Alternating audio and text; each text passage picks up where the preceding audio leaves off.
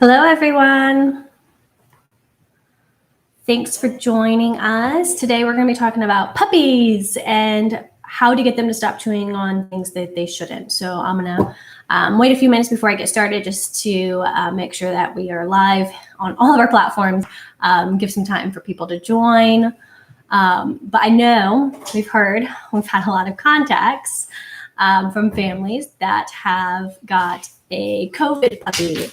And so stay-at-home orders, lots of time at home. They thought, why not? Let's get a puppy.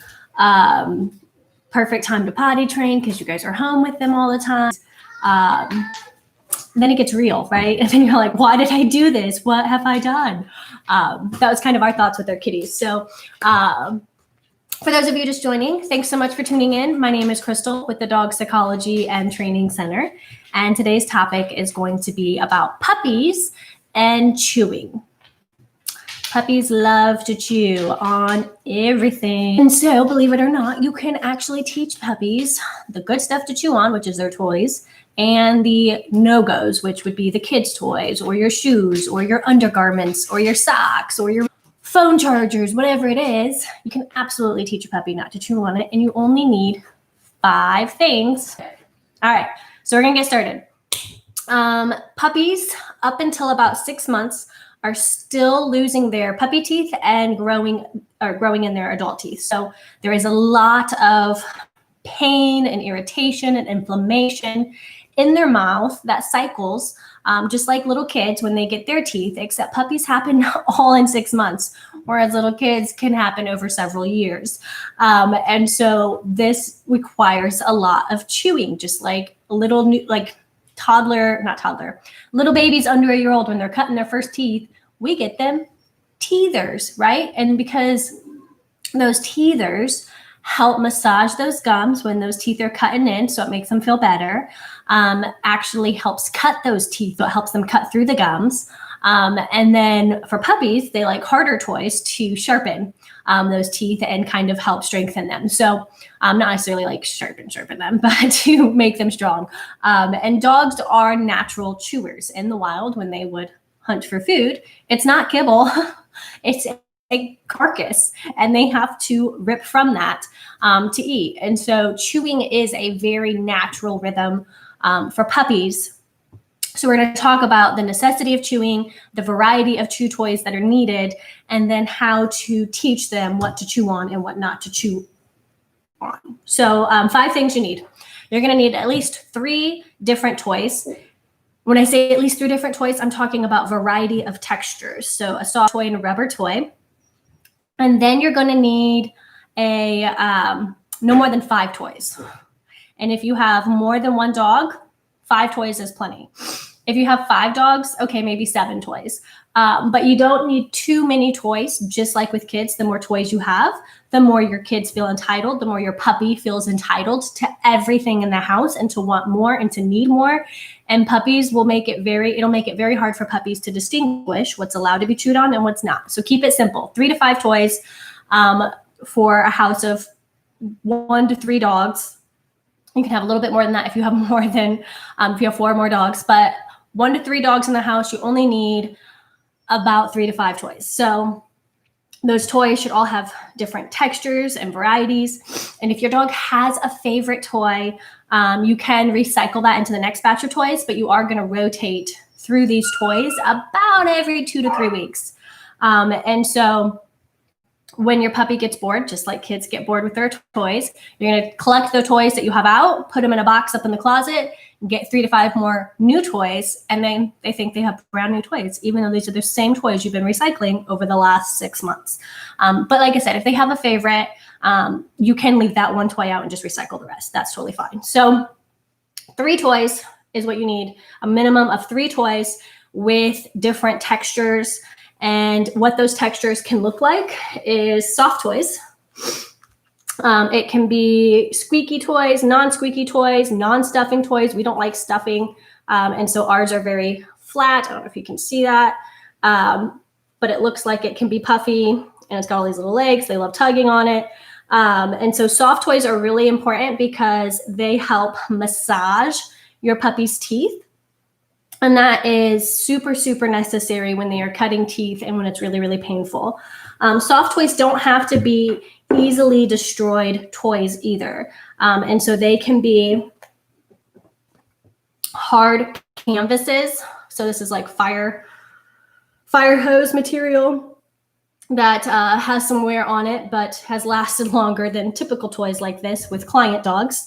We have taught Morgan not to destroy and rip toys up, so her toys tend to last longer. And we do try to, we do allow client dogs to chew on these toys, but we watch them with close supervision to make sure we're teaching them these are not toys to just chew up and destroy. Canvas toys, though, they're tougher, and so client dogs can have more freedom with these. So canvas toys, soft plush toys, or my personal favorite, rope toys. And rope toys are super important because not only do they help your puppy's teething progression, but they also help clean your puppy's teeth. And so as your puppy starts to shred these rope toys, which is a pain in the butt to clean up sometimes, I know, flosses their teeth. Amazing. And so while they're chewing on this and taking care of their natural instincts and making sure that their gums feel nice and soothed, they're also flossing them. And so we always like to have rope toys. So those are soft toys. The next texture of toys you're going to want to have are rubbery toys. And so these are a in-between between our soft toys and the next toy set I'm going to get into, which are hard toys. But they can be a hard Duracong toy. So this is a lot firmer. I can't even squeeze it. Whereas this is a squeaky, and so it is softer. It's got these little grippies, which also has a soothing feeling to the gums and the teeth. So having a variety is super important so that as your puppy's going through those different teething phases, they can chew on what toy is going to make them feel the best. So soft toys, rubber toys, anywhere from the black Durakongs to just regular Kongs, or even soft rubbery toys. Latex toys, so they do have some really soft latex and plastic toys. I tend to stay away from those unless you have like a toy breed puppy. So a toy breed puppy is usually a puppy as an adult dog that's going to stay around 10 pounds or under. And so their gums, their teeth are small enough that they don't usually have the jaw power to destroy those latex toys. But anything over that, you need to watch them like a hawk with it the first time you give it to them and every time thereafter. Or just don't give it to them because they are too easy to be destroyed, and you don't want your puppy to choke or eat something that's going to become impacted and cost you a $3,000 to $4,000 surgery later, or death. Okay, so chewing and eating things that should not belong on your puppy's body is a very, very serious thing. And so latex toys we tend to not buy ever in this house. But we do have bigger dogs. We do have families that come in with smaller puppies, and they're more than welcome to bring their latex toys, and we make sure that only their puppies get those toys because they are very, very dangerous to other dogs. Third set of toys that you need to have. These are called Dura Chews, Nylabone Dura Chews. And so Nylabone has like their edible chews, which are like a treat bone that the dogs can actually eat up and like digest. And then they have their puppy chews, which they're a softer rubbery material, kind of going back to this. So that would be something that would fall in that rubbery material, which is okay for those younger puppies before 6 months, but any dog over 6 months, again, is going to have the jaw power to actually start eating those rubber chunks off. And that is not meant to be digested and can cause some serious, serious problems in your dog's stomach and gut. So Dura Chews, these are our favorite because when we had 2 pit bulls, Morgan's a Mastiff, and even our Schnauzer, who was a ferocious chewer, these would last us anywhere from 6 months to a year. And we'd always have a variety of these that we'd rotate. So you can see that they start to chew up the nibs, the ends of them, and they can make them pretty sharp. So it really does suck if you step on them. But the great thing, just like the rope toy flosses your dog's teeth, these actually scrape your dog's teeth and actually clean them. They have tiny, like you can see I don't know if you can see that. The chewing bristles on them, you can see how gross the nubs are. But as your dog chews on that, it actually scrapes their teeth clean. And so we've never needed dental work on our dogs. not even our miniature schnauzer. And up until about 2 years before his passing, did his teeth start to look like an old dog's teeth. And that's because we always had a variety of rope toys and Dura chews to floss and clean their teeth for us. We never brushed their teeth. We never had to take them to get teeth cleanings. It's just, we always had these things available to clean their teeth. So those are the 3 types of toys that you need, okay? The next most important thing, none of this is going to work without it, a leash. You need to have your puppy on a 6-foot leash, and that leash needs to be attached to you, whether that's holding it in your hand if you have a bigger dog, or putting it around your wrist or your ankle if you have a very small dog that's not going to knock you over or dislocate your wrist. Big dogs grow too fast to do that. It's too risky, so just hold it in your hand. But having that puppy go everywhere you go, and that way you can always be supervising them. So it leads into our 5th thing you need to have. So the first 3 different types of toys, a leash, and then bait. None of this is going to work until you start teaching your puppy what not to chew on. And a lot of people think that puppies cannot be taught. They're just babies. They make up excuses for them. While they may be babies, they may be juveniles, they are actually very intelligent. And Mama Dog has already started teaching them bite inhibition, meaning how hard to and how hard not to bite, what to chew on and what not to chew on. That's all part of their learning process when they're with Mama Dog. So makes sense that this would carry on over into their human household, right? But we tend to, as a community, as a public, not understand canine behavior and their mind and how it works and how they think. And so we just think, well, a 6-month baby can't be taught much, so the 6-month-old puppy can't be taught much, or this 2-month-old puppy can't be taught much. So not true. They can be taught to not pull on the leash. They can be taught what to chew on and what not to chew on. They can be taught the parts of your house and what rooms not to go in and what rooms to stay in on command when you tell them to. They can learn so much, and you don't have to be a big meanie about it, because they are puppies. So have grace, be forgiving, but do have gentle reminders in place to say, no, this is not allowed, but this is. And so baiting, what does that mean? What does it look like? So to bait your puppy, you're going to need all of the forbidden items. And so this can be, when we do private lessons, this can get a little embarrassing for families because some of these private items you don't really want strangers to see, right? And so that can be bras, underwear, socks, dirty clothes. It's usually not clean clothes. It's usually the dirty clothes because they smell the most like you. And dogs, your puppies love you so much, they're going to want to chew on the things that smell the most like you because that's just soothing.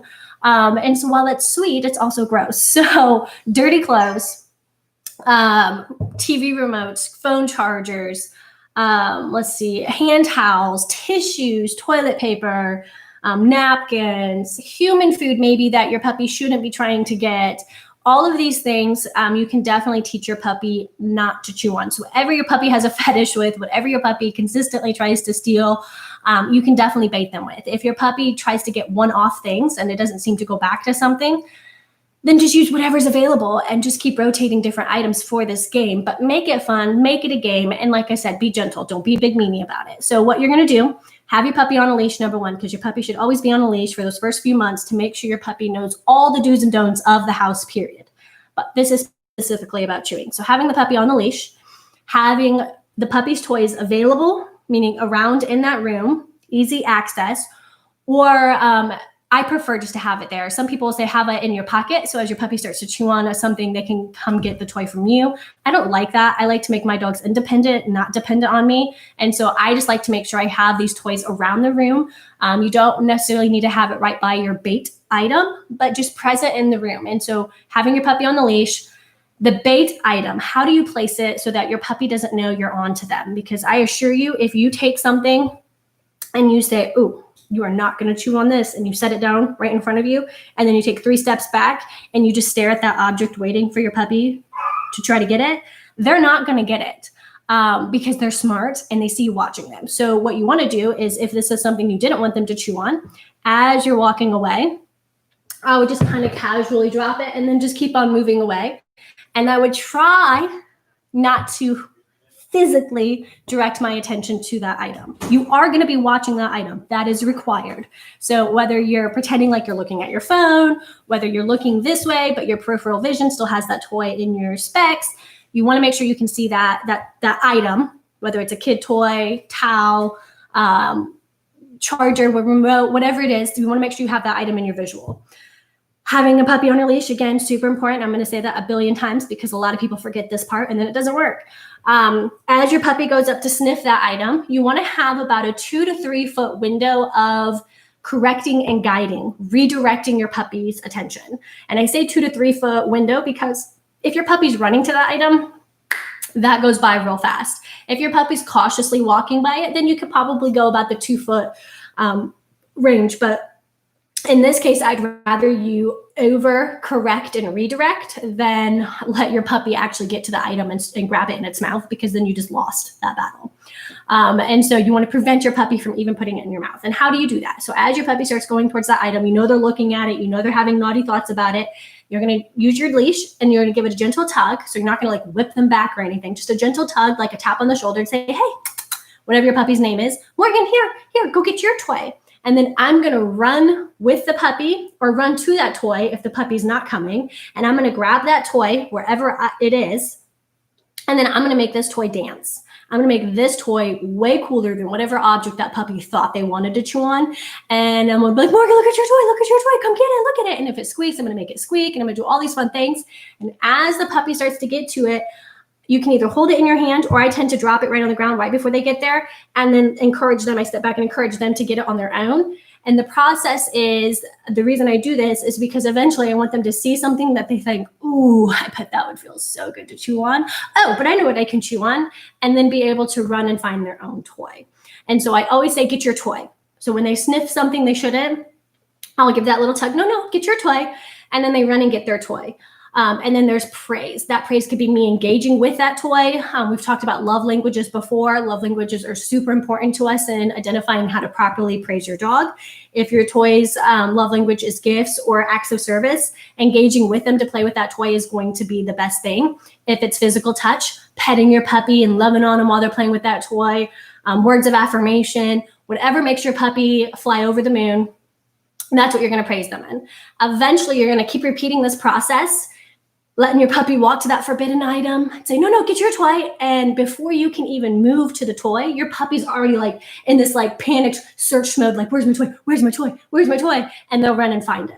And so that's it. Those are the steps. It's super simple. You want to keep baiting with everything new. And this will change as your puppy develops and ages and new things appear in your house. It's going to have different appeals to your puppy. And so just remember that even if you've worked on 15 or 20 toy or forbidden items your puppy cannot play with, and then all of a sudden your puppy starts chewing on a new item, that's okay. Just means you need to bait with this item. And so we did this. Morgan, her forbidden thing she liked to chew on was humans. When she was a puppy, when we'd get company, she'd love to go just gnaw on them and use their flesh as her chew toy because it felt so good. And so we did this process a lot. Every time we'd have company over, she'd start running to people and we wouldn't let her get to them before she'd get a toy in her mouth. Morgan is a 10-and-a-half-year-old Neapolitan Mastiff. So she is an old lady. And to this day, before she goes and says hi to any company, she'll make like 3 barks. And then she'll be in this panic search mode to find a toy. And as soon as she finds her toy, with her toy in her mouth, she'll go greet somebody because she can just chew on that toy while they're petting her. And so that's how this process works. It will make your puppy be independent to know, ooh, I don't think this is allowed, but I know it is. And so we call all toys toys. So it doesn't matter if it's a hard toy, a plush toy, a rubber toy, it's all toys. We say, go get your toy, and it can be any toy. You can actually specifically name your toys if you want. You can call this a teddy, you can call this a rope, you can call this a bone. It doesn't matter. We are just, keep it simple, right? We just made it simple of toy is a toy, go get any toy, any dog toy, I don't care. And we also played this game with our kid toys. And so we'd have eventually when we start getting to the process where we can have a kid toy purposely, but accidentally, it appears to be left out to your dog, but we purposely placed it there, or purposely had our kids put it there, or purposely had our kids drop it there.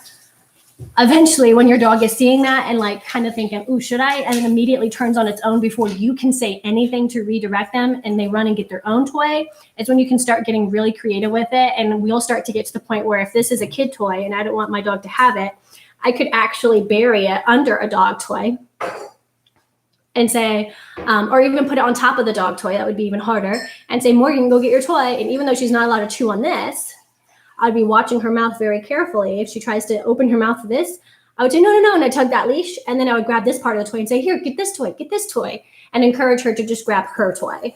And so we will have like a dog pile of kid toys on top of one dog toy. So you can't even see the dog toy exposed. And we'll tell our dogs to go, excuse me, we'll tell our dogs to go get that toy.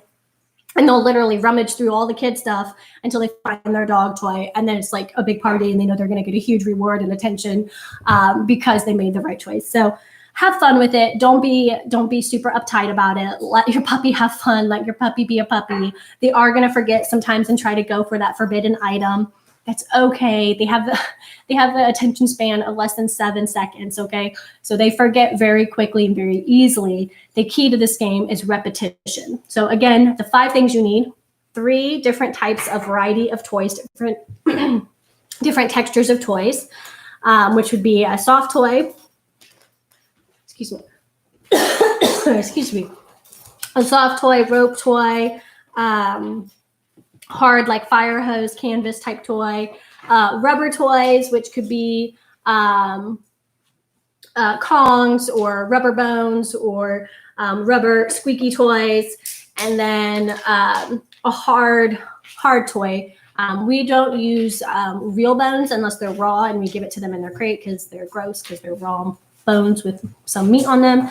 We don't give them like dried bones, just these Nyla bones, different varieties of Nyla bones. They have different flavors, but these 3 textures: a leash, and then bait. And bait is anything your dog should not have. And that's all you need to play this game and to teach your puppy what's allowed and what's not allowed. And I assure you, if you do this enough, if you have enough repetitions of this, you will have that moment when you accidentally leave your phone charger on the floor or in the realm of your puppy to access it, and it will still be there because your puppy's going to know it's not allowed. But if you don't practice this enough and you leave your phone charger out, your puppy is going to destroy it. So have fun with this game. Don't take your puppy too seriously if they don't make the right choice. Just know that that's a learning experience, and you have to work on this one a little bit more because certain forbidden items are going to have a higher value to your puppy, especially if they've been getting away chewing on them for any period of time. So be patient, have fun, and that's all I got for you today. So hope this was helpful for you and your new puppy. If you have any questions or comments or something you would like for me to discuss next week, please put that in the comments, and we'd love to talk to you about that. Until then, we'll see you guys next week.